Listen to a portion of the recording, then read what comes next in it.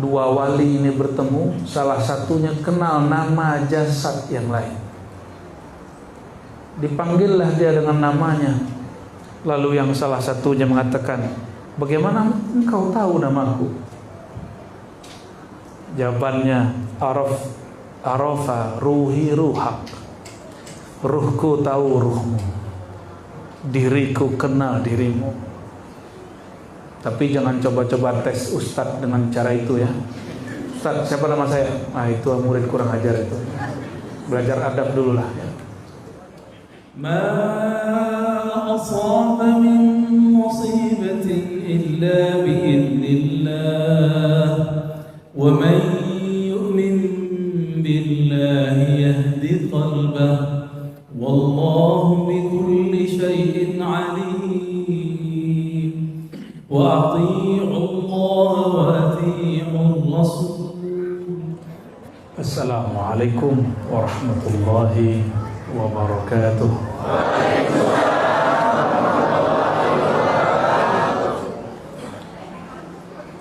الحمد لله رب العالمين والصلاة والسلام على سيد العالمين سيدنا محمد وعلى آله وأصحابه أجمعين. أما بعد اللهم أخرجنا من ظلمات الوهم والجهل إلى المعرفة والعلم آمين رب العالمين. Puji syukur kepada Allah. Betul ini sudah malam ketiga safari paling lama saya di Batam. Biasanya 2 malam cukup. Ini udah masuk ke malam ganti.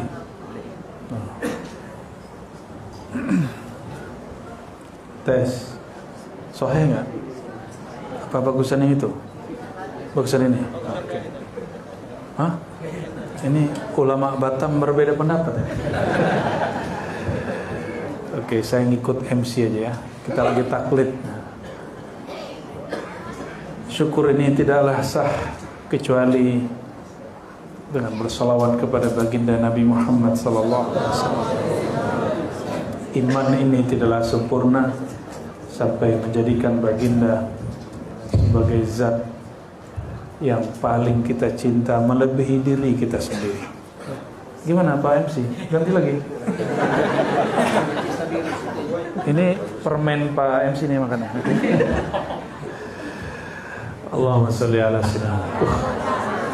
Ini suaranya yang bagus tuh, mic-nya bagus ini. Para kiai yang saya hormati, Kiai Luqman, para kiai, para ustadz, para tuan guru, tidak semua saya kenal namanya, tapi insya Allah saya kenal ruhaninya. Dulu ada seorang sahabat datang ke suatu tempat, lalu disapa oleh seorang wali di situ, karena sahabat ini kenal ini pasti wali. Tapi ada wali yang tahu nama jasad orang lain, ada wali yang tahu cuma rohani orang lain. Lalu tiba-tiba salah satu dari mereka memanggil nama yang lain. Kisah ini disebutkan di dalam kitab Khatmul Awliya yang ditulis oleh seorang ahli hadis sezaman dengan Imam Tirmizi, Ibnu Khuzaimah dan Nasa'i, bahkan sezaman dengan Imam Asy'ari. Kitabnya berjudul apa tadi? Khatmul Awliya. Judul kitab ini ditulis oleh seorang imam yang bernama Al-Hakim At-Tirmidzi. Kata beliau bahwa dua wali ini bertemu, salah satunya kenal nama jasad yang lain. Dipanggillah dia dengan namanya. Lalu yang salah satunya mengatakan, bagaimana engkau tahu namaku? Jawabannya, arafa ruhi ruhak. Ruhku tahu ruhmu, diriku kenal dirimu. Tapi jangan coba-coba tes Ustadz dengan cara itu ya. Ustadz, siapa nama saya? Itu murid kurang ajar itu. Belajar adab dulu lah ya.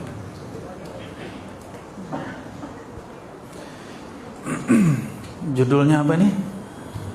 Hidup sehat dan bahagia. Wah, untung bukan perspektif kedokteran. Saya ini bukan dokter, tapi doktor. Dokter itu strata S3. Kalau dokter itu S1 khusus nyuntik-nyuntik itu ya. Ngobat-ngobatin, diagnosa. Ya, kita kan tahu dokter ahli suntik.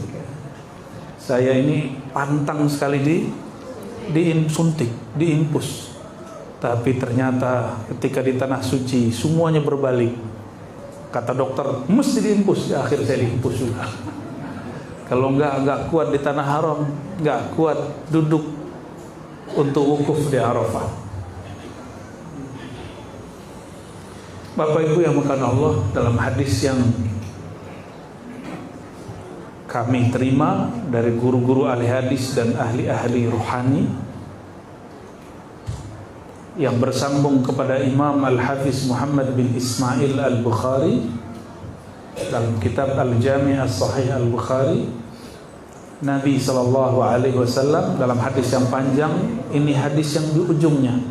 Hadis ini tentu sebagian kita sudah sering dengar, namun kami uraikan dengan sanad guru kami yang bersambung kepada Rasulullah SAW. Beliau bersabda, "Ala inna fil jasadi mudghah." Ketahuilah bahwasanya di dalam jasad itu ada satu gumpal daging.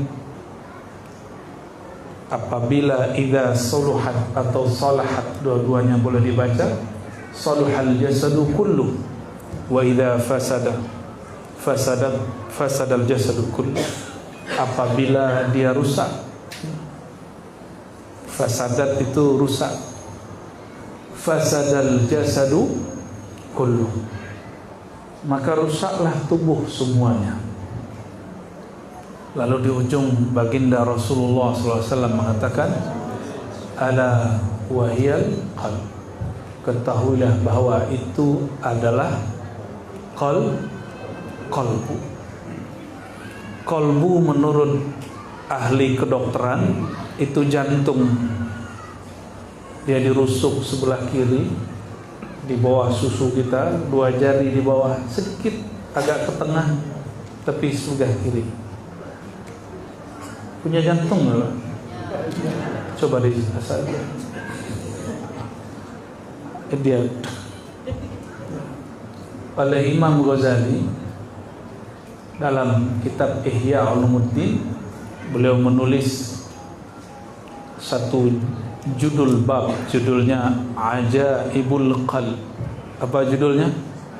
Ajaibul Qalb. Karena tariqat kita, tasawuf Ahlus Sunnah itu tasawuf yang sudah disusun dengan bagus dan rapih manhajnya oleh Imam Hujjatul Islam Abu Hamid Al-Ghazali. Karena Imam Ghazali ini ngambil talqin kepada Abu Ali Al-Farmadi. Abu Ali Al-Farmadi ngambil talqin kepada 2 syekh. Pertama Abul Qasim Al-Khushairi. Lalu Abul Qasim mengatakan, "Hei Abu Ali, kamu cari guru saya namanya Abul Hasan Al-Kharqani." Ini ada gempa ya. Imam Abu Ali Al-Farmadi mengambil talqin zikir kepada siapa tadi? Abul Qasim Al-Kushairi. Lalu Abu Ali Al-Farmadi ini karena mengalami ahwal dan maqamat yang berat, maka ia disuruh untuk lebih dalam mengaji maqam dan ahwal kepada Imam Abul Hasan Al-Kharqani. Lalu sanad ini bersambung nanti kepada imam kita, yaitu Sayyid Taifah Abu Yazid Al-Bustami, dan jalur yang lain kepada Abul Qasim Al-Junaid Al-Baghdadi. Nah, ini pecah 2 jalur ke atas, satu jalur Sayyidina Abu Bakar, satu jalur Sayyidina Ali. Jadi selevel Imam Bukhari punya mursyid, padahal dia sudah ahli fiqih, dia sudah ahli aqidah, dia sudah bergelar Hujjatul Islam. ada yang sudah sampai kepada kedudukan Imam Ghazali, ahli akidah, kelompok manapun mendebat beliau kalah. Hatta gurunya sendiri heran melihat beliau ini kok lebih cerdas daripadaku. Gurunya Abul Ma'ali Al-Juwaini, ketika Imam Ghazali masih muda langsung nulis kitab. Gurunya belum perintah. Apa kata gurunya? Ataj'aluni mayyitan wa ana hayy. Apakah kamu menganggapku mati padahal aku masih hidup? Maksud Imam Juwaini, jangan nulis dulu sebelum matang ilmunya. Jangan mengajar dulu sebelum matang ilmunya. Gitu. Akhirnya matanglah ilmunya. Dan Imam Juwaini sendiri memuji Imam Ghazali sebagai lautan yang sangat dalam. Ini pujian guru kepada murid. Tadi kami bolak-balik nyebrang laut. Saya gak berani nyebur ke dalam. Kaki, tangan aja cek. Oh, asin juga. Kami ziarah kepada anaknya Maulana Ishaq ya, di Pulau Tulung ya. Lalu dikasihlah nama sama orang Sunan. Saya tanya kepada orang yang kakeknya dulu punya pulau itu namanya Pak Haji Tariq Adnan. Kita temu beliau, saya tanya, katanya ini dulu punya salah satu kakeknya. Benarkah itu dulu tempat kuburan? Betul, dulu banyak makom di situ ya. Jadi itu bukan mafia kuburan yang buat itu ya. Jadi beneran dulu ada makom ya. Itu laut, Masya Allah, walaupun indah, tapi kita gak berani juga terjun ke dalamnya. Dan Imam Ghazali itu terjun ke dalam lautan ilmu dan dia selamat. Imam Ghazali yang sudah menjadi imam mufti mujtahid dalam bab fiqih, dalam bab akidah, itu masih merasa resah dirinya, apa yang kurang padaku. Maka dia kemudian tinggalkan semua pengajarannya. Dia di rumah aja di kamar. Sudah hampir 15 hari dia gak keluar-keluar, gak bisa ngomong. Kenapa? Dia mengerti teori berzikir tapi tidak menikmati rasa berzikir. Dia tahu dalil sholawat tapi tidak merasakan rindu kepada yang disolawatkan. Dia tahu semua dalil, udah mengerti. Jadi orang-orang hari ini yang mengatakan Imam Ghazali ini hadis-hadisnya palsu, itu tidak mengenal Imam Ghazali. Itu kitab Ihya, Bapak Ibu, lebih daripada 5.000 riwayat mukarrar. Lalu kalau tidak berulang-ulang kira-kira ada sekitar 4.500 lebih, bahkan 4.800. Jika hadis palsunya ada 300, masih sisa 4.500. Tapi setelah dicek ternyata bukan palsu juga. Ahli hadis beliau kalau hidup zaman ini. Coba, ada nggak doktor hadis zaman sekarang hafal 4.000 hadis, Pak? Di luar kepala ada nggak? Yang ngaku-ngaku ahli hadis, doktor hadis, lalu kritik Imam Bukhari, Imam Ghazali, mampukah dia baca hadis tanpa melihat kitab? 4.000 ada nggak? Saya setengahnya dulu pernah, Bapak Ibu. Pernah hafal 2.000 hadis. Dulu waktu masih ngajar di Ma'had, karena setiap hari kami menghafalkan minimal 5 hadis. Jadi setiap pagi 15 tahun saya ngapalin 5 hadis, hitung aja. Lebih dari separuhnya dengan sanadnya dulu. Tapi karena semenjak pandemi ini sudah nggak ngajar hadis seperti dulu lagi, karena sudah keluar juga dari pesantren sebelum pandemi. Karena saya kemudian terpanggil untuk lebih fokus kepada surau zikir, zawiyah zikir, ribat zikir. Maka saya pending dulu ngaji hadisnya, tapi tetap ngaji hadis. Itu di situ kita tahu, wow, Imam Ghazali. Imam Ghazali luar biasa. Maka kami sampaikan kepada siapapun yang merendahkan Imam Ghazali dalam ilmu hadis, ayo ya, uji hadismu dengan kitab Ihya. Uji kekuatan hadismu dengan kitab Ihya.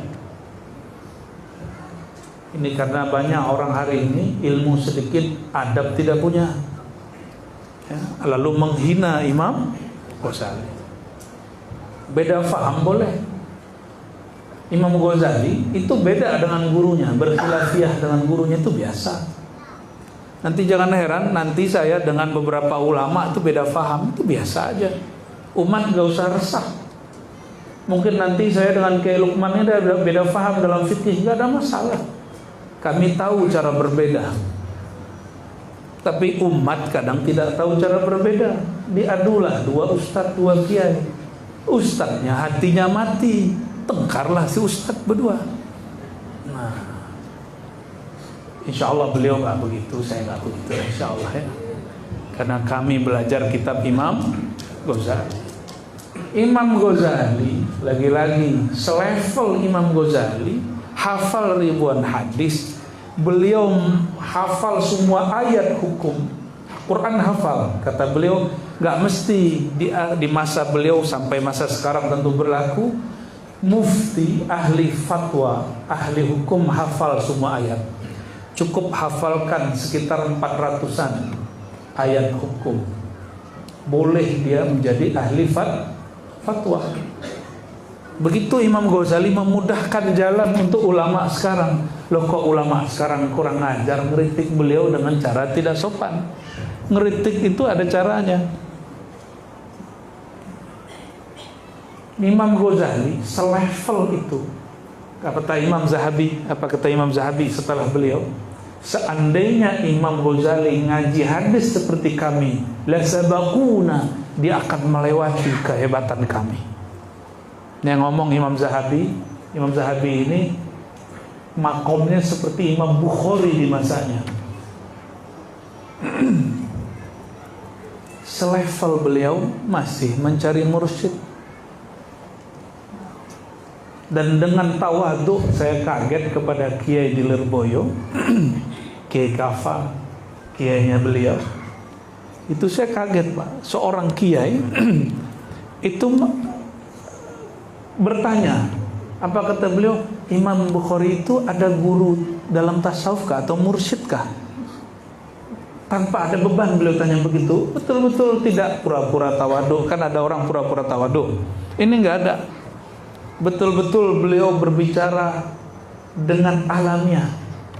Semoga Allah sehatkan beliau kalau sedang sakit. Jika sehat, semoga Allah panjangkan umurnya. Amin ya rabbal alamin. Lalu saya katakan, afwan Pak Kiai, betul di dalam Ihya disebutkan nama mursyidnya 2 kali, yaitu Abu Ali Al-Farmadi. Dalam kitab Al-Maqsad Al-Asna di ujung kitab disebutkan nama Abu Ali Al-Farmadi untuk ketiga kali. Dan ada guru-guru beliau yang lain. Lalu aneh kalau ada orang hari ini mengatakan cukup baca kitab Ihya, enggak usah punya mursyid. Itu kiai bullshit. Ini boleh nih, kita terang-terangan nih Pak. Mau sehat nggak kolbunya? Mau sehat kolbunya? Sehat. Selevel Imam Ghazali itu masih bermursyid. Kita ini siapanya? Kata Syekh, ayah dari guru saya, Syekh Muhammad Sair Ramadan Al-Buti. Saya mengaji ke anaknya Syekh Taufik. Kukunya Imam Ghazali afdal minni. Apa artinya? Kukunya Imam Ghazali, Azfarul Ghazali, afdal minni, lebih afdal daripada aku. Yang ngomong ini doktor, imam, ahli fatwa, ahli tasawuf, ahli akidah. Namanya Syekh Asy-Syahid Muhammad Sair Ramadan Al-Buti. Beliau ini syahid lagi ngajar tafsir Quran, dibom oleh kelompok teroris. Betapa hinanya hati mereka, jahatnya hati mereka. Orang ngajar Quran di tempat yang suci bernama masjid, di atas mimbar simbol keulamaan, itu beliau dibom. Habis dibom ditembak. 2013 saya masih ingat, saya lagi kuliah doktoral waktu itu, dan yang ngajar kita waktu itu Abu Ya Sayyid Agil Munawwar, doktor juga. Itu doktornya Mekah Madinah. Kalau saya ini doktornya masih doktor Jakarta, ya, walaupun ngajinya sempat ke orang Arab. Kalau saudara ini cukup ngaji kepada orang Arab maklum, ya. Mukanya Arab maklum. Itu yang kenal Syekh Muhammad Sa'id Ramadan Al-Buti, nanti cek ya, di googling siapa beliau. Itu ahli fatwa, S1, S2, S3 di Al-Azhar. Orang saat itu doktor masih sedikit, beliau sudah jadi doktor. Ahli fikih, ternyata beliau ini punya mursyid ayahnya sendiri, kakeknya sendiri. Mula Ramadan Al-Buti. Kata beliau, ini kitab yang paling disukai oleh ayahandaku, Mula Ramadan Al-Buti. Saya usut, saya tanya, ternyata thariqatnya Naqsyabandi, hizibnya Hizib Nawawi. Ya, tahu ya Hizib Nawawi ya? Saya dapat Hizib Nawawi ini dari banyak guru, salah satunya dari guru kita di Banjar, murid dari masyayikh di Mekah.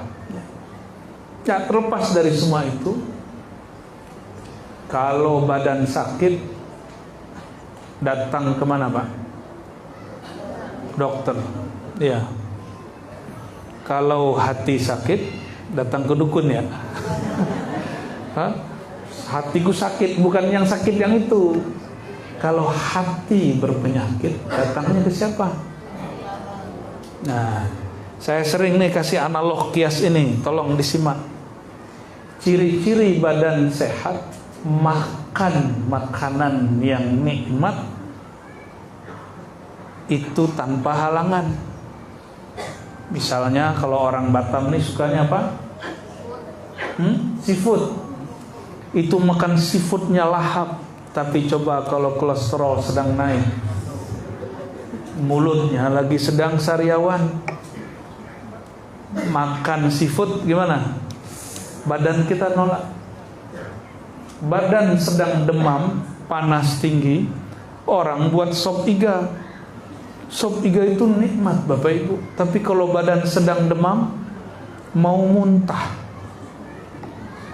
Zikrullah itu, ma'rifatullah itu, salawat rindu kepada Rasulullah itu lezat. Tapi kalau kolbu kita sedang sakit, itu kolbunya mau muntah.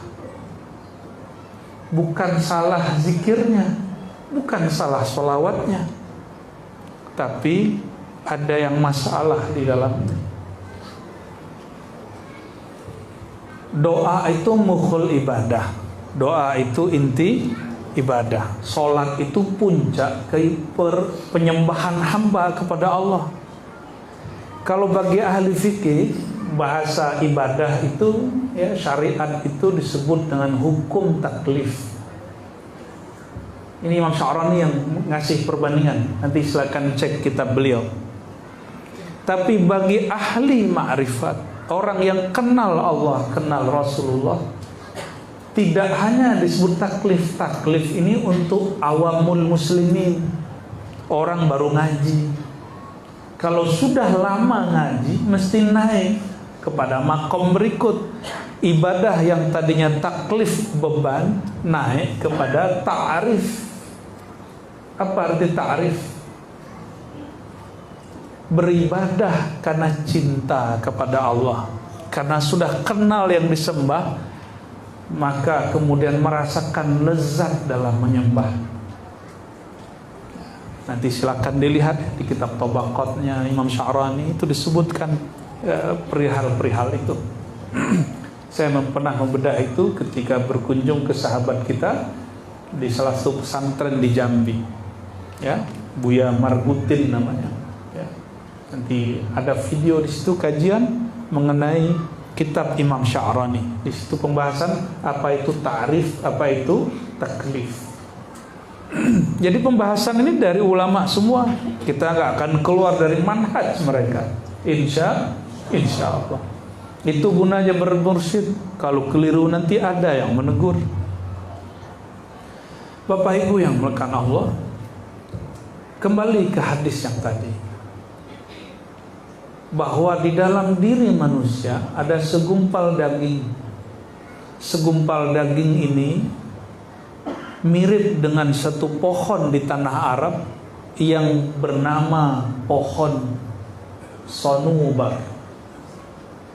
Maka orang kita dulu sebut hati sanubari. Hati sanubari itu hati fisik. Saya ceklah ke kitab Imam Ghazali, ketemulah istilah itu, al-lahmu as-sanubari. Nanti kalau keliru silakan dicek para kiai ya. Mungkin istilah saya ada kurang pas. Ya, saling melengkapi. Al-lahm, daging sonubar yang mirip bentuknya dengan buah pohon sonubar. Orang Melayu lama sebut pohon itu pokok sonubar. Nah, itu dia punya buah mirip seperti jantung kita. Tapi ingat, ini jantung secara fisik. Ini makanya perlu baca kitab ya. Bagi yang nggak bisa bahasa Arab, cari ikhtisar atau ringkasan Ihya Ulumuddin, sudah diterjemah. Di Batam banyak orang jual toko buku ya. Kalau nggak online, cari bab di atas bab 20. Kalau nggak salah ini bab 21. Bab berapa? Nah, nanti cek di situ ketemu Imam Ghazali pertegas. Yang dimaksud di dalam hadis ini bukan sekedar hati atau jantung yang daging itu, tapi itu jantung rohani. Jantung di dalam ilmu zikir disebut itu latifah qalbiyah, titik halus yang berkait dengan kolbu. Dia bukan di jantung, tapi tidak lain daripada jantung. Nah, berkait dengan jantung. Coba Bapak Ibu kalau jatuh cinta, deg-degan nggak? Itu yang itu sebelah kanan atau kiri? Benar, udah cek belum? Jangan-jangan nggak punya jantung. Saya lagi ketemu sama zombie dan vampir. Benarlah kata Nabi Sallallahu Alaihi Wasallam. Hadis Bukhari, masalul hayy masalul ladzi yadhkur rabbahu wal ladzi la yadhkur rabbahu kal hayy wal mayyit. Perumpamaan orang yang zikir seperti orang hidup, orang yang tidak zikir seperti zombie, orang mayat tepi jalan. Itu sebabnya kalau kita sentuh hatinya nggak tersentuh. Tapi insya Allah yang hadir malam ini, hadirnya pertanda kolbunya hidup. Cuma kalau sehat saya nggak tahu. Sepertinya ada penyakit. Tapi ciri-ciri orang yang mau sehat, dia mau datang untuk menyembuhkan kolbunya. Salah satu nama baginda Rasulullah SAW. Rasulullah ini punya nama banyak, lebih dari 200. Ini para kiai kalau pernah nyantri pasti dapat ijazah dalail. Dapat kiai. Dalam kitab dalail di muqaddimah setelah al-asmaul husna ada asma Nabi, nama Nabi sallallahu alaihi wasallam. Salah satu nama beliau yang dibacakan dalam sholawat disebut tibbil qulub. Tibbil fisik iya, tapi kalau fisik itu dokter juga bisa, nggak perlu Nabi Muhammad sallallahu alaihi wasallam. Rasulullah itu tibbil qulub. Ingat beliau, kolbu sembuh. Hebat ya. Ingat Rasulullah SAW, kolbu sembuh. Masalahnya, adakah yang bisa ingat Rasulullah SAW? Ada yang ketemu Rasulullah nggak? Ada yang sudah jumpa Rasulullah Sallallahu Alaihi Wasallam? Belum. Karena tidak jumpa baginda Rasulullah SAW, maka wajib jumpa orang yang berjumpa dengan Rasulullah SAW. Siapa yang berjumpa Rasulullah? Para sahabat. Ada yang jumpa sahabat? Kalau gitu murid sahabat, tabi'in. Ada yang jumpa tabi'in? Ya salah.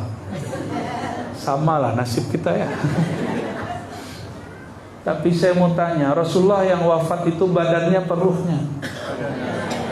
Berarti ketemu fisik tidak mungkin. Tadi kenapa Bapak Ibu masih berani mengatakan ya Nabi salam alaika? Wahai Nabi, tolong terima salam dari hamba. Kenapa berani kita mengatakan begitu? Karena ruh kita tahu ruhnya masih hidup. Ruh kita sadar bahwa ruhani beliau masih hidup. Maka adab kalau baca marhaban atau ya Nabi salam alaika, iktikadkan bahwa ruh kita berjumpa dengan ruhaniah beliau. Dalilnya apa? Dalilnya banyak ya. Mau berapa dalil Pak? Paling saya bacakan juga nanti. Yang hafal para kiai doang nanti ya, nggak usah saya bacain lah ya. Kiai-kiai ini udah capek bacain hadis ya. Siapa yang salawat kepadaku, Allah kirimkan malaikat sayyarin, tawafin ya. Inna lillahi malaikatan sayyarah. Kalau sayyarah bahasa Arab sekarang itu mobil, tapi sayyarah dalam hadis Nabi itu malaikat bersayap yang Allah ciptakan saat ada orang bersalawat. Yuballighunani salamakum. Tugasnya menyampaikan salam kalian. Saya bertanyalah kepada beberapa syekh, apa kata beliau? Tahukah engkau? Itu malaikat dicipta dari sholawat orang yang ikhlas dan tulus. Itu kalau diterjemah hadisnya, inna lillahi malaikatan sayyarah atau sayyahin, tawafin, begitu banyak macam jenis. Yuballighunani salamakum. Tugas dia menyampaikan salam kamu. Jadi satu daripada salawat, Allah ciptakan malaikat tugas, dan itu datang kepada ruhaniah Rasulullah sallallahu alaihi wasallam. Itu kalau memburu jawaban Nabi secara nur malaikat. Saya mau tanya Bapak Ibu, lebih mulia nur Nabi atau nur malaikat? Bener nih, bid'ah lagi. Di kitab-kitab maulid, semua kitab maulid di situ disebutkan hadis yang menurut ahli hadis bermasalah, tapi menurut muhibbin Rasulullah ini tidak masalah. Hadis awwalu ma khalaqallahu nura nabiyyika ya Jabir. Ini coba cek kitab maulid. Yang pertama Allah cipta adalah nur Nabi engkau wahai Jabir. Hadis ini bermasalah menurut ahli hadis, tapi oleh ahli ma'rifat hadis ini sahih, karena mereka menyaksikan nur baginda Nabi Muhammad sallallahu alaihi wasallam. Ahli hadis masih debat, pokoknya hadis tidak sahih riwayat fulan wa mafqud wa ghairu sahih fi rawi mutawi. Itu ahli hadis. Tugas ahli hadis mengkritisi riwayat. Gak apa-apa, kita gak marah. Saya kerjaannya 15 tahun begitu Bapak Ibu, ngeritisin kiai mana aja masalah hadis. Kemana-mana saya kritik kiai. Ternyata dikritik depan umum tuh gak enak. Baru sadar pas sudah dikritik depan umum. Oh begini ya rasanya dikritik depan umum. Itu kiai kalau baca hadis palsu langsung saya tegur. Kiai, ente ini agen hadis palsu ya? Langsung begitu. Dulu ya masih awal-awal lagi ngejos ngajar hadis. Lama-lama ketemu guru-guru mursyid mengajarkan adab-adab memikul ilmu hadis. Oh ternyata ini beda-beda kamar. Jadi kalau ada ahli hadis bilang hadis ini dhaif, itu secara ilmu kan banyak. Ilmu banyak kan? Orang sembuh aja nggak mesti ke dokter, bisa ke dukun, bisa ke kiai, bisa meditasi kata kawan. bisa berzikir, bisa ruqyah, macam-macam orang mencari jalan untuk sembuh. Semoga hati dia terbimbing menuju jalan Allah, sehingga dia tidak menyekutukan Allah dalam penyembuhan. Kalau mengobati fisik pun banyak jalan, maka memahami agama yang merupakan penyembuh akal, penyembuh qalbu tentu juga banyak jalan. Maka ahli hadis juga jangan marah-marah juga kalau kita mengatakan ini hadis secara rohani sahih. Ya, saya nggak usah sebutlah pengalaman rohani saya mengenai nur itu ya. Nanti disebut halu lagi oleh orang yang nggak mengerti ya.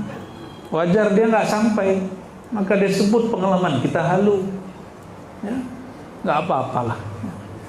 Lagi sholawat ada yang nangis, ada yang bengong, kenapa sih nangis gitu ya kan ya. Karena pengalaman rohani itu di dalam sini. Kalau orang nggak lihat, wajar dia ngelihat pakai matanya. Dia memikirkan pakai akal dia. Pengalaman rohani bukan wilayah mata, bukan wilayah akal, bukan wilayah baca kitab. Yang tertulis dia baca kitab, yang tersirat bukan yang tersurat. Ditulis di Quran, ala bidzikrillah tatmainnul qulub, itu tulisan di mushaf. Ketahuilah dengan menyebut nama Allah hati tenang. Coba Pak sebut nama Allah, tenang nggak hatinya? Saya nggak yakin tenang hatinya. Coba sebut nama Allah. Allah, Allah, Allah. Mana tenang begitu? Nggak punya teknik. Ini ada obat, ada herbal. Kita ini yang bukan dokter, bukan herbalis, bisakah meramunya? Bisa-bisa keracunan. Nah, inilah yang terjadi. Ini yang dikhawatirkan sebagian ahli fikih. Kalau ada orang ngaji tarekat tasawuf tidak kepada ahlinya, nanti coba ramu-ramu zikir sendiri. Keracunan zikir namanya. Ada orang keracunan jamu, ada orang keracunan obat. Nah nanti begini dia kalau keracunan zikirnya. Udah banyak yang datang ke kita, nggak sedikit. Karena keracunan, karena coba-coba ramu zikir sendiri. Ego tinggi, gengsi ngaji ke kiai, gengsi ngambil talqin zikir bayat kepada mursyid. Nah itu yang terjadi. Gengsi itulah musuh kita sendiri. Inna a'daika ma baina janbaik. Musuh besarmu, mau dia ustadz, mau dia orang awam, itu dirimu sendiri. Ma baina janbaik. Nah, diri kita sendiri. Ini jan, dua sisimu, kanan dan kiri. Antara kanan dan kiri itulah dada kita. Jadi yang bikin kita ini terhalang dari keberkahan ilmu, ini dada yang mengsusum saya, ini orang berilmu. Imam Ghazali termasuk telat dia belajar tasawuf, tapi ketika dia ketemu mursyid yang pas, rohaninya langsung meningkat cepat.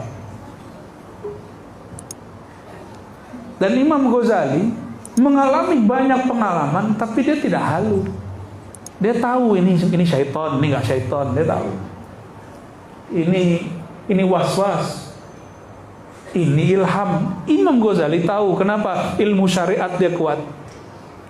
Maka bagi yang nggak kuat ilmu syariat, wajib intensitas berguru kepada syekh, sehingga belajar zikir tidak halu dan was-was. Kalau nggak, tambah zikir, tambah was-was. Paling parah nanti merasa dirinya wali. Paling hebat lagi, merasa dirinya wali kutub. Bahkan Imam Mahdi. Coba karena berzikir sendiri. Nah itu yang keracunan otak ya. Keracunan zikir, keracunan ilmu hakikat. Karena berhakikat tanpa ahli hakikat. Kita ini sering tidak adil. Sakit badan datang ke ahlinya dokter, sakit kolbu tidak datang ke ahlinya. Padahal ya'dilu, adillah engkau, karena itu dekat, akrab, dekat kepada ketakwaan. Saudara-saudariku jamaah yang mengasihi Allah, tahu-tahu udah 9 lewat 1/4 aja nih. Sudah 1 jam ya? Loh kok belum? ini jam saya yang salah ini. Mahal qiyamnya yang lama. Enggak, bagi saya mahal qiyam tadi itu sebentar, karena rindu kepada Rasulullah SAW. Imam Ghazali menyebutkan bahwa kolbu itu adalah titik halus, latifah, robbaniyah, yang di sana ada sifat ketuhanan. Bukan Tuhan ya. Ada sifat ketuhanan, bukan tuh. Maksudnya apa? Kalau ingin koneksi kepada Allah mesti melalui titik itu. Karena ini Imam Junaid ditanya oleh muridnya Ruwaim dan murid-murid yang lain, "Wahai Tuan Syekh, apa itu ma'rifat dan tauhid?" Apa jawaban beliau? "Engkau mengerti bahwa zat yang maha qadim tidak mungkin menempel pada ciptaan yang baru." Pasti nggak paham ya. Allah qadim bukan? Apa arti qadim? Allah wujud qidam baqa. Apa arti qadim? Dahulu. Dia ada tanpa permulaan, karena yang bermula itu makhluk. La yasbiquhul adamu. Begitu kata Imam As-Sanusi dalam kitab Ummul Barahin.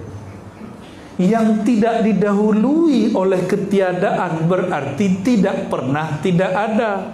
Tidak pernah tidak ada artinya apa? Selalu. Dulu yang ada di depan saya ini pernah tiada kan? Lalu orang tuanya menikah, kawin, brojol lah orang-orang ini.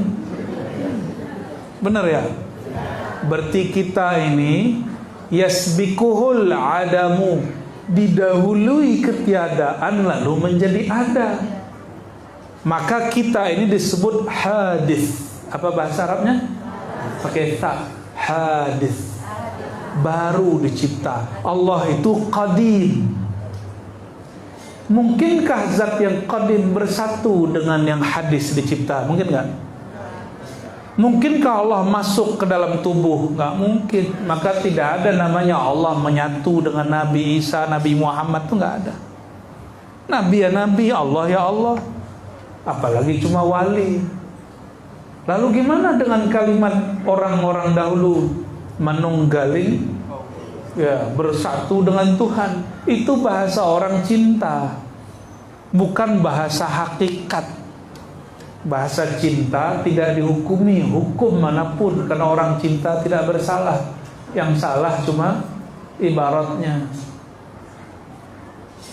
Nih, pada ngomongkan ke pasangannya, "Wahai jiwaku, wahai belahan hatiku." PREET.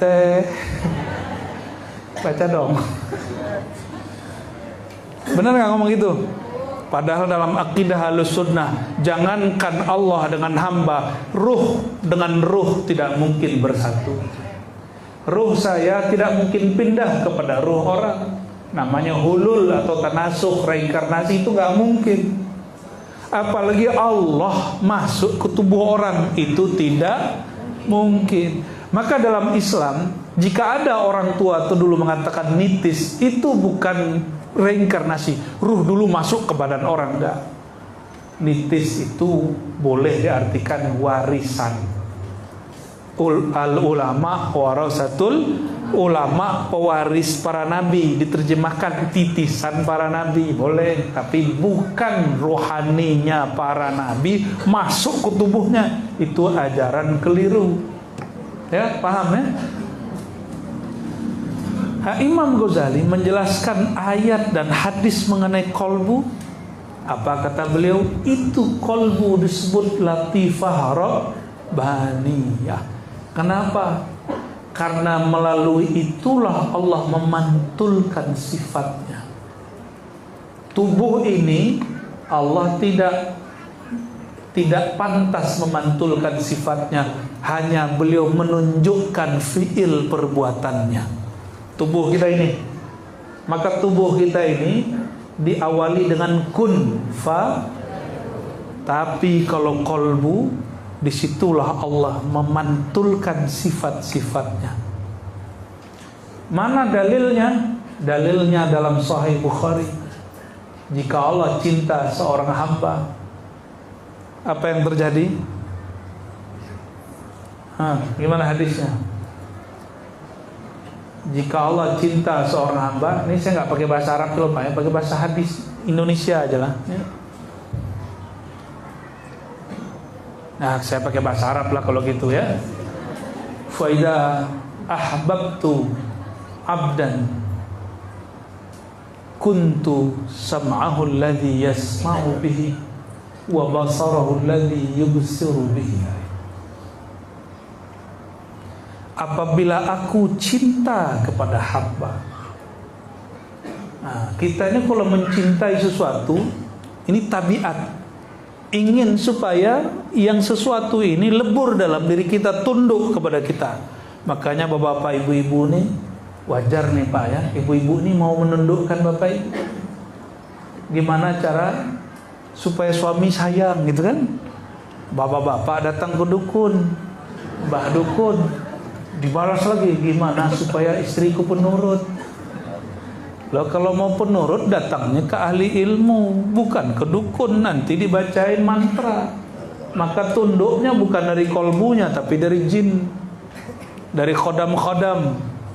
Tapi kalau datang kepada guru, tunduknya dari dalam, karena kesadaran itu mau dimantrain apa aja nggak bisa, nggak tembus. Itu dukun aja sama bininya tengkar, ustadz juga sama, 11-12. Apa kata Allah? Apabila aku cinta kepada hambaku, maka sifat dia, sifat mendengar, sifat melihat, jika dia melihat denganku. Jika dia memandang dengan pandanganku. Jika dia mendengar dengan samaku. Itulah yang disebut manunggaling kaula Gusti yang sahih. Jadi ada manunggaling yang tidak sahih. Berarti kajian begitu kajian standar Pak. Ada di Sahih Bukhari, ada di Sahih Bukhari. Cuma orang nggak mau baca dengan hatinya, dia baca cuma dengan menerjemah. Jadi kalau kolbu si hamba sudah dicintai Allah, maka Allah gantilah spare part di dalamnya itu ya. Bukan lagi sama dia yang mendengar, tapi itu sama Allah. Loh, maksudnya apa? Si hamba itu tidak mungkin mendengar kecuali Allah memperdengarkan. Maka secara ilmu tauhidnya ahli tauhid, maksudnya bukanlah si hamba lenyap bersatu dengan Tuhan, bukan. Tapi maksudnya si hamba ini mempunyai kesadaran dia sekarang mendengar bukan dengan kemampuan dia lagi, tapi semuanya la haula wala quwata illa billah.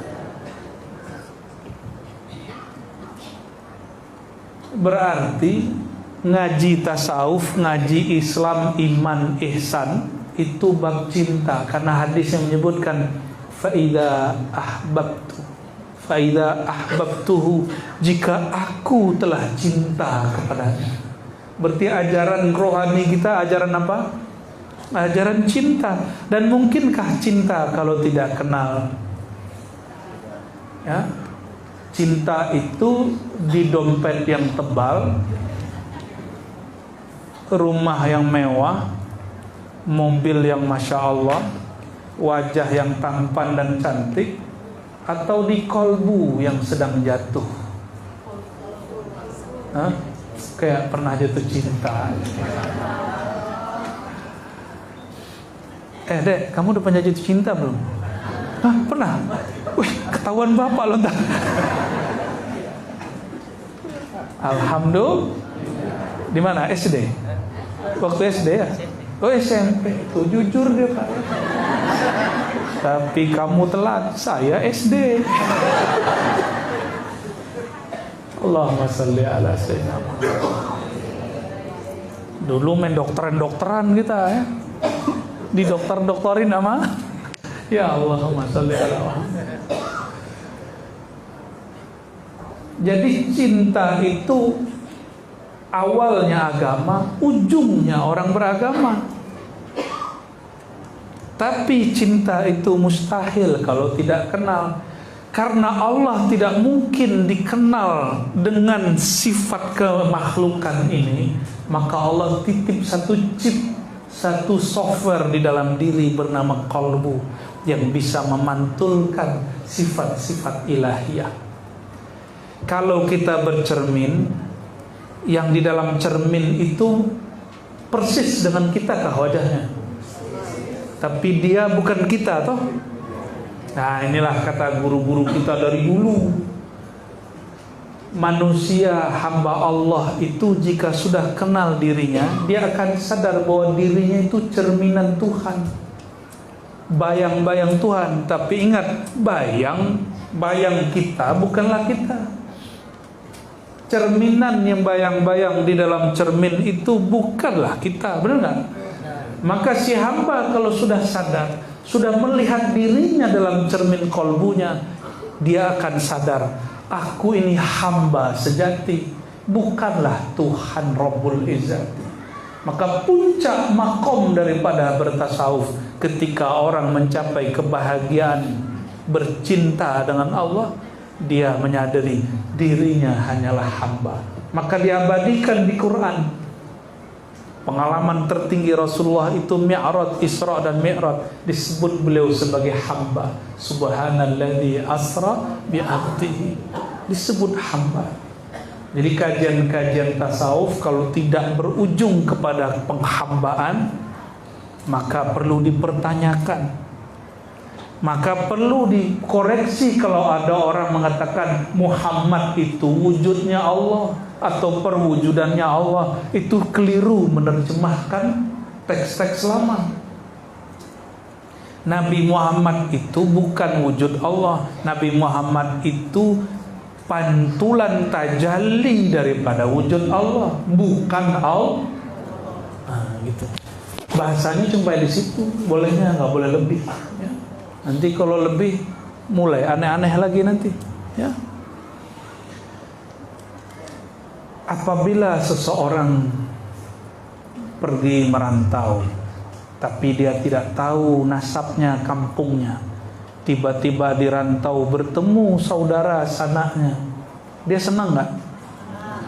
Nanti saudaranya ini atau sanak saudaranya ini kabarkan, dulu bapakmu itu saudaraku, sekarang juga masih. Emang kalau dulu saudara, sekarang enggak. Bapak kita, bapakmu itu namanya Fulan, kakeknya Fulan, senangnya kita. Maka banyaklah orang datang kepada orang-orang tua sekedar mencari tahu nasab dia di mana. Benar gak? Karena mencari nasab itulah ma'rifatun nasab. Mencari nasab jasad itu membahagiakan, apalagi mencari nasab rohani. Imam Sya'rani mengatakan, guru mursyid itu adalah nasabnya seorang murid bertuhan kepada Allah Subhanahu wa ta'ala. Dalam fikih kita nasabnya, fam kita ini Syafi'i. Mungkin teman-teman saudara ini tidak ada yang bernasab, nasabnya misalnya Habsyi, nggak ada kan? Ya, karena kita ini bukan habaib, nggak punya nasab yang mulia. Carilah nasab ilmu yang mulia. Maka Syafi'i, Hanbali, Maliki, atau yang lebih tua Hanafi, itu nasab ilmu, nasab mazhab. Makanya wajar ada orang tidak senang kalau kita bernasab secara ilmu. Itu bab fikih. Di dalam ilmu rohani juga ada nasab-nasabnya, puak-puaknya, keluarga-keluarganya, fam-famnya, bahkan lebih banyak daripada fikih. Itu yang disebut dengan tariqah. Tariqah. Tapi ingat, tariqah itu baru jalan. Jalan itu ada yang rusak. Jalan itu ada yang belum diperbaiki. Kalau tasawuf, itulah ujungnya bertariqah. Kalau ada orang bertorikoh kemudian tengkar, bermukhasamah zawiyah, tengkar zawiyah, tarekat saling merendahkan tarekat yang lain, wajar. Dia belum sampai di ujung jalan. Kalau sampai di ujung jalan, oh sama kok tarekat ini sampai juga di sini, ini sampai juga di sini, itu sampai juga di sini. Ke masjid ini tadi banyak jalan nggak? Tuh, masa ke Allah kalah dengan jalan ke masjid ini? Maka jalan kepada Allah juga banyak. Jalan kepada Allah juga. Tapi ada jalan tol, ada jalan tolol. Ada jalan yang langsung cepat, ada jalan yang mutar-mutar. Senang yang mana Bapak Ibu? Tol, bukan all. Kalau jalan tol, highway, jalan cepat, itulah jalan rohani yang diwariskan baginda Nabi Muhammad SAW kepada sahabat, kepada tabi'in, tabi'in, terus sampai hari ini kepada mursyid. Nggak perlu banyak teori Pak, kalau zikir Allah itu kata guru nanti ya, nih saya talqin gitu. Suruh mandi, taubat, suruh sholat 2 rakaat, langsung talqin, terasa bertuhan itu langsung. Tapi kalau tidak jalur jalan tol, jadi all, putar-putar. Nanya bab khusyuk aja jawabannya putar-putar setengah jam. Cara bagaimana diangkat hijab pun putar-putar 20 jam. Karena belum tahu. Orang kalau sudah tahu, dia bisa jawab to the point. Kalau dia sudah tahu jalan, kamu mau tahu jalan yang mana? Jalan cepat, jalan lama, gitu. Itu orang kalau sudah tahu jalan. Selevel Imam Ghazali itu lama berputar-putar dengan kitabnya, dengan karyanya, dengan ilmu fikihnya, ilmu akidahnya. Dia bicara Tuhan, bicara menyembah Tuhan, tapi dalam hatinya berkata, saya ini mengajarkan menyebut nama Allah, tapi kenapa kolbuku tidak bergetar? Saya paham kisah ini ketika guru kami dulu Abuya Al-Hasan Al-Basri di Sumatera Barat sana dulu bercerita. Apa kata beliau? Beliau ini yang mengajarkan kami salah satunya kitab Ihya. Apa kata beliau? Aku ini dulu mengerti sifat 20. Mazhab Syafi'i khatam. Sudah boleh menjadi mufti oleh tuan guru kami dulu. Tapi ketika saya sholat, saya ini bingung, yang saya sembah ini siapa? Tubuh berkiblat kepada Ka'bah, mata berkiblat kepada pesujud, tapi kata orang kolbu berkiblat kepada Allah. Kok nggak ada rasanya? Maka beliau bertanyalah kepada gurunya. Gurunya yang ditanya, guru ahli kalam, ahli akidah. Jawablah putar-putar pakai sifat 20. Lama tambah pusing dia. Ya nanyanya ke ahli kalam. Besok dia cari lagi ahli fikih. Kalau ahli fikih ada lagi caranya. Kau kalau sholat mesti bajunya bersih. Betul kan? Lagi lah. Tempatnya bersih. Pakai baju. Jangan baju biasa, baju koko. Ya, ini kata guru fikih saya dulu sama. Orang kalau sholat pakai baju koko lebih khusyuk daripada baju kemeja. Ya Allah, kayaknya nggak ada di kitab fikih, nggak ada. Tapi ada loh orang ngajarin kita begitu dulu. Emang kalau pakai celana, ini celana apa nih Pak? Sama sarung beda nggak khusyuknya? Itu cuma style. Saya sholat pakai gamis, pakai rida, ini rida namanya Pak. Tapi ke sholat memperhatikan, bagus juga bajuku nih ya. Itu namanya khuyala. Khuyala itu orang yang berkhayal dalam sholatnya mengenai penampilan dia. Maka Allah tidak pandang sholat orang yang isbal karena dulu mengundang khayal di dalam sholat. Coba cek bahasa Arabnya, makhilah itu artinya berkhayal. Tapi cenderung kepada merasa bajunya lebih bagus, sombong dalam bab pakaian. Ayo, gimana? Nanti yang punya jenggot nih, lagi baca waladhdallin, sunnah Nabi. Ini nggak nyuruh potong jenggot loh, Pak, jangan potong jenggot. Cowok-cowok yang nggak berjenggot nih berjenggot lah ya, biar nggak nanti mukanya klimis-klimis ya. Nanti ada yang jatuh cinta yang lain.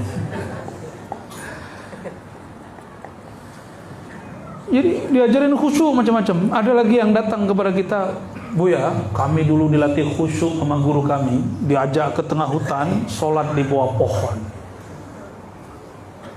Bunyi angin, rasanya hati tenang.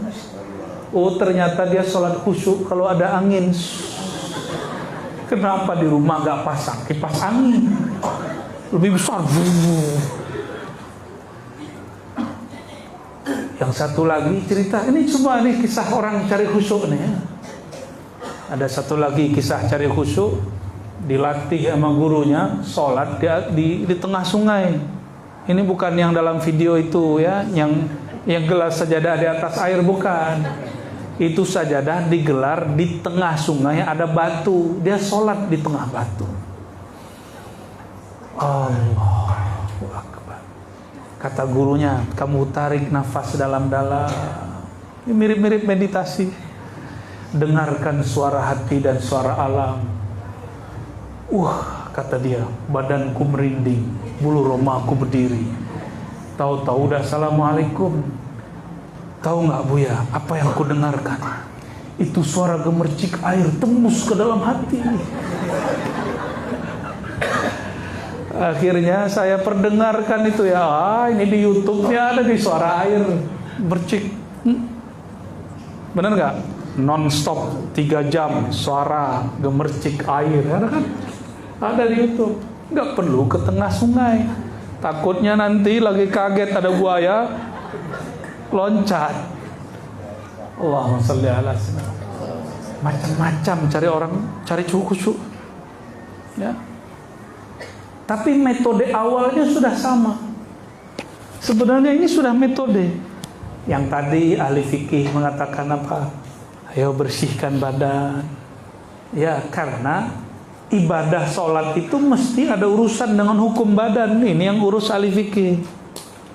Ada yang urus kolbu, ahli fikih harus ikut ahli kolbu. Seperti Imam Ghazali yang sudah mufti, faqih, mujtahid, dia pun taklid dalam bab kolbu kepada Abu Ali Al-Farmadi qaddasallahu sirrahu. Imam Ghazali turunkan egonya, dia berguru kepada orang yang tidak lebih alim daripada dia dalam bab fikih. Ini ujian nanti orang alim. Ketemu ahli zikir tapi dalam fikih hukum syariat tidak lebih alim dari dia. Ini saya sering dapat ujian begini Bapak Ibu, sering sekali. Berguru kepada orang, dia mursyid tapi bukan doktor, kan gengsi Pak. Gengsi itu. Susah kali cari mursyid yang doktor itu. Sampai dulu ada guru kita ngomong, siapa yang pantas memimpin saya?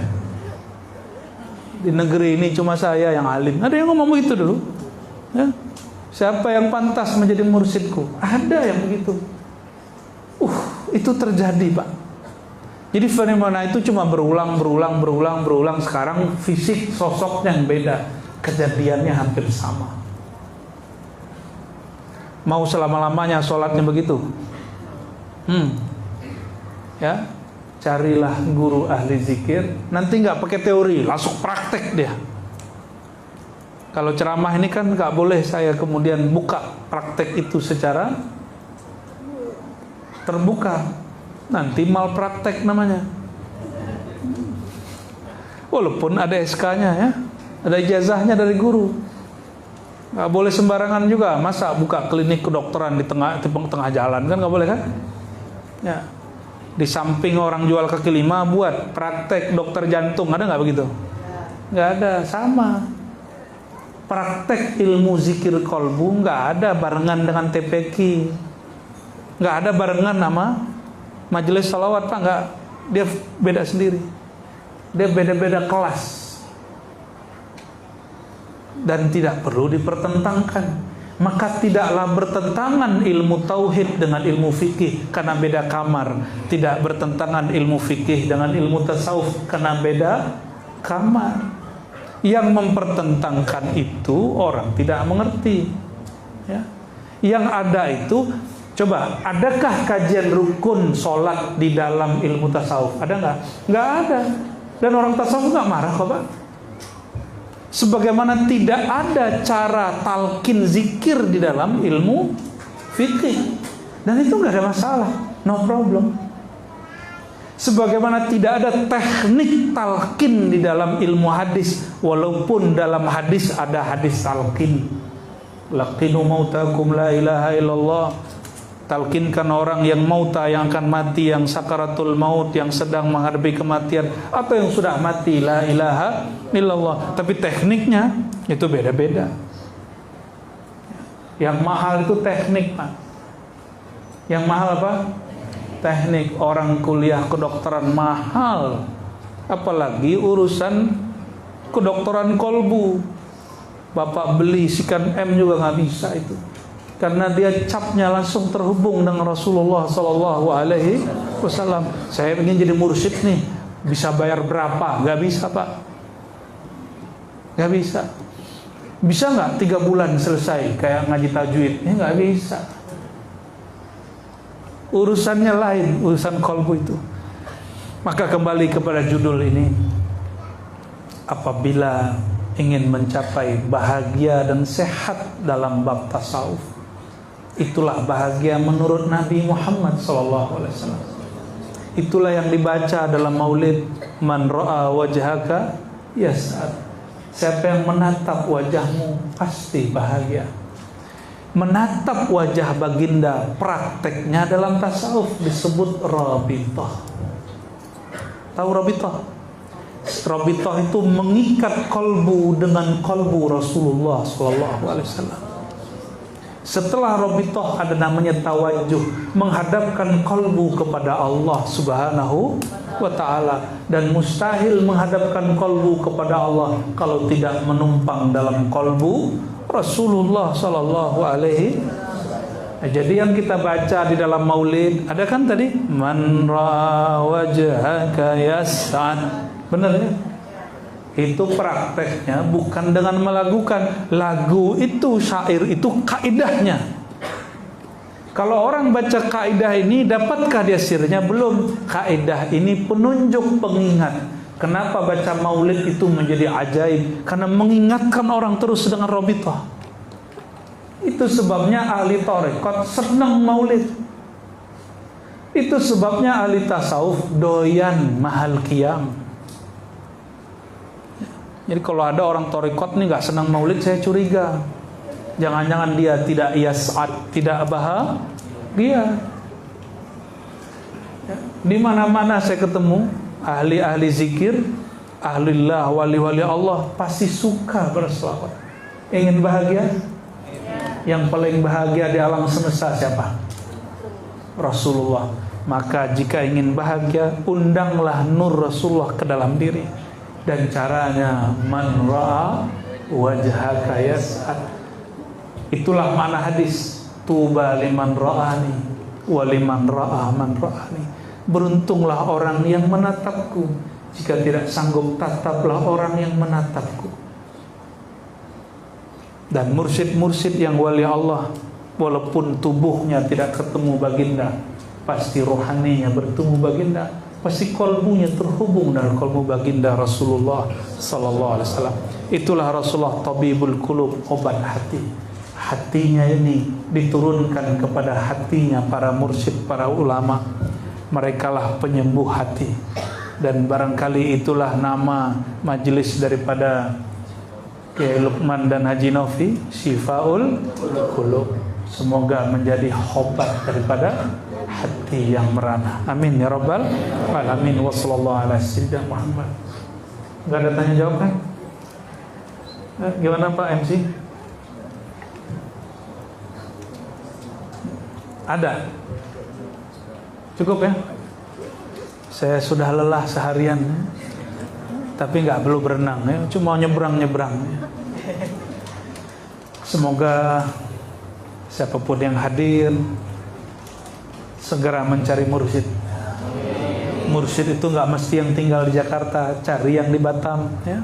Cari yang dekat dengan kita, sehingga nanti majelis zikirnya gampang dijumpai. Ya. Semoga nanti para mursyid juga mau menerima kita semua. Amin rabbal alamin. Ya. Ila ruhin Nabi sallallahu alaihi wasallam wa ila jami'i ikhwanihi minal anbiya'i wal mursalin wa warasatihi minas sahabati wat tabi'in wal awliya'il 'arifin wal ulama'il 'amilin wa ila jami'i masyayikhina wa mursyidina wa walidina wa azwajina wa zurriyatina wal hadirin wal hadirat wal mustami'in wal mustami'at fi ayyi makanin kan. Al-Fatihah. A'udzu billahi bismillah. إياك نعبد وإياك نستعين صراط الذين أنعمت عليهم غير المغضوب عليهم ولا الضالين نعوذ بالله من الشيطان الرجيم بسم الله الرحمن الرحيم Ya Allah, kami berlindung dari keburukan diri kami. A'udzubika ya Rabbana min syarri anfusina. Ya Allah, kami berlindung dari busuknya hati kami. Ya Allah, kami berlindung dari jahatnya hawa nafsu kami. Ya Allah, kami berlindung dari tingginya ego kami. Ya Allah, kami berlindung dari sifat-sifat buruk yang kami tidak sadari dalam diri kami. Bismika ya Allah nad'uka. Ya Allah, dengan nama Engkau ya Allah kami memanggil Engkau. Fastajib da'awatina ya Sami' ya Qarib. Maka mohon ya Allah, yang memiliki alam semesta, yang menguasai diri kami, yang menguasai jantung kami, yang menguasai aliran darah kami, yang menguasai setiap satu sel dalam diri kami, mohon ya Allah, alirkan cinta di dalam diri kami. Alirkan cinta kepada Engkau, kepada kekasih Engkau Nabi Muhammad SAW di dalam jiwa kami. Allahumma ya Allah, salli ala habibika Sayyidina Muhammad. Kami memohon ya Allah, sampaikan salam kami yang tidak seberapa ini kepada baginda Rasulullah SAW. Ya Allah, kami tahu kalbu kami tidak pantas Engkau tatap. Tapi malam ini mohon ya Allah, izinkan cinta kepada baginda Rasulullah SAW masuk ke dalam hati dan jantung kami, masuk ke dalam rohani kami. Dan izinkan ya Allah, tatapan baginda masuk ke dalam kalbu kami, sehingga Engkau pun menatap kami dengan rahman dan rahim. Allahumma ya Allah, kami mendengar banyak guru kami mengatakan man ra'ahullah man nazarallahu ilaihi lam yu'azzibhu. Siapa yang Allah tatap dia dengan rahmatnya, Allah tidak akan siksa dia. Maka ya Allah, anugerahilah kami nazrah rahmaniyah rahimiyah-Mu. Anugerahi kami pandangan rahmat-Mu, tataman kasih sayang-Mu. Allahumma ya Allah, balligh salamana wa tahiyyatana ila ruhi nabiyyika Muhammad sallallahu alaihi wasallam. Ya Allah, Rasul-Mu, kekasih-Mu mengabarkan kepada kami bahwa setiap kali berselawat Engkau ciptakan, Engkau utus malaikat untuk menyampaikan salam kami kepada rohaniah baginda. Sadar tidak sadar kami, wahai Rabb kami, wahai pencipta kami, mohon izinkan salawat kami yang kurang tulus ini dijadikan layak sampai kepada hadirat baginda Nabi Muhammad sallallahu alaihi wasallam. Allahumma ya nur, ya nur, wahai yang memiliki cahaya, wahai sumber cahaya, ya man huwa nurus samawati wal ardh, wahai sumber pelita cahaya langit dan bumi, nawwir qulubana binurika wa binuri habibika Sayyidina Muhammad sallallahu alaihi wasallam. Mohon ya Allah berkenan, izinkan hati kami yang sudah gelap dengan maksiat, yang sudah gelap dengan kemarahan, yang sudah gelap dengan kesombongan, yang sudah gelap karena kurang tawadhu, yang sudah gelap karena suka berselisih, yang sudah gelap karena suka bertengkar. Mohon ya Allah, izinkan cahaya Engkau menerangi kalbu kami yang sudah gelap ini, sehingga terbuka juga jalan menuju Engkau. Allahumma ya Allah ya salam nas'aluka salamatas sudur. Ya Allah, kami memohon sebagaimana baginda Rasulullah SAW memohon kepada Engkau. Kami memohon salamatas sudur, dada yang terbebas dari penyakit-penyakit hati. Ya Allah, bebaskan kami semua malam ini dari penyakit-penyakit hati, penyakit-penyakit yang ada dalam jiwa yang punya amarah, penyakit-penyakit yang membuat kami terhalang menikmati solat kami, penyakit-penyakit yang membuat kami terhalang menikmati kerinduan berselawat kepada baginda Nabi Muhammad, penyakit hati yang membuat kami tidak menikmati bacaan Quran kami. Ya Allah, sembuhkan kalbu kami bitibbika Nabiina Muhammad SAW, dengan pengobatan daripada sang baginda Nabi Muhammad SAW. Ya Sayyidi ya Rasulullah, wahai baginda Rasulullah, adrikna ya Sayyidi, alij qulubana ya Sayyidi ya tabib qulubana. Wahai baginda penyembuh kalbu, sentuhlah kalbu kami ya Rasulullah, sehingga kalbu kami ini sembuh daripada penyakit-penyakit hati. Ya Allah ya muqallibal qulub, ya musarrifal qulub, wahai yang merubah hati kami, ubahlah hati kami malam ini menjadi lebih bercahaya, dari yang suka benci menjadi suka cinta, dari yang mudah emosi menjadi lebih sabar, dari yang kurang menghormati menjadi lebih menghargai, dari yang berprasangka lebih kepada berbaik sangka. Ya Allah, jika ada dalam pikiran kami satu pikiran saja yang kotor, mohon bersihkan dengan nur nama, nur baginda Rasulullah SAW. Allahumma ya Allah, di kalbu kami masih ada sifat sombong, masih ada merasa lebih tinggi ilmu daripada orang yang ada di sekitar kami. Ya Allah, kami tahu ini penyakit yang sulit kami obati.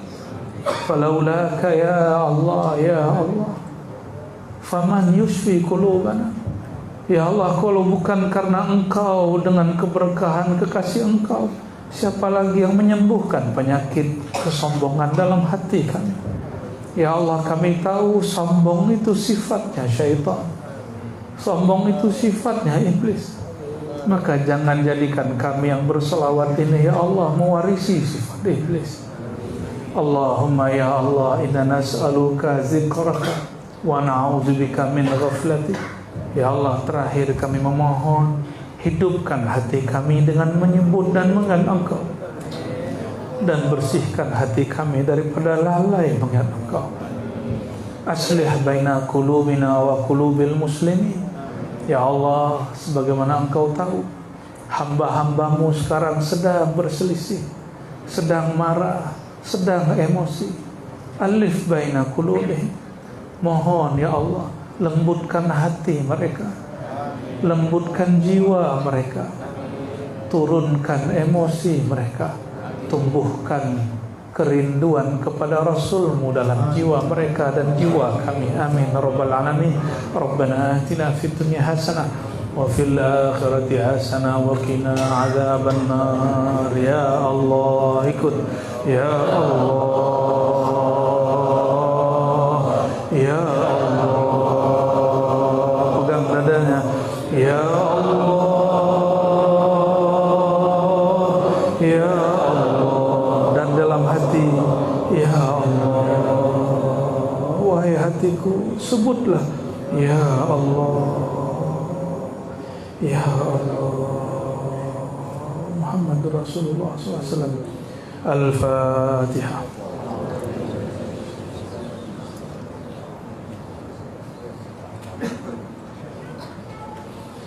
Subhana rabbika rabbil izzati amma yasifun wa salamun alal mursalin. Istajib da'awatina ya rabbal alamin bihaqqi habibika sayyidil alamin Sayyidina Ahmad, Sayyidina Muhammad, Sayyidina Mahmud walhamdulillah. Subhanakallahumma wa bihamdika asyhadu an la ilaha illa anta astaghfiruka wa atubu ilaik. Assalamualaikum warahmatullahi wabarakatuh.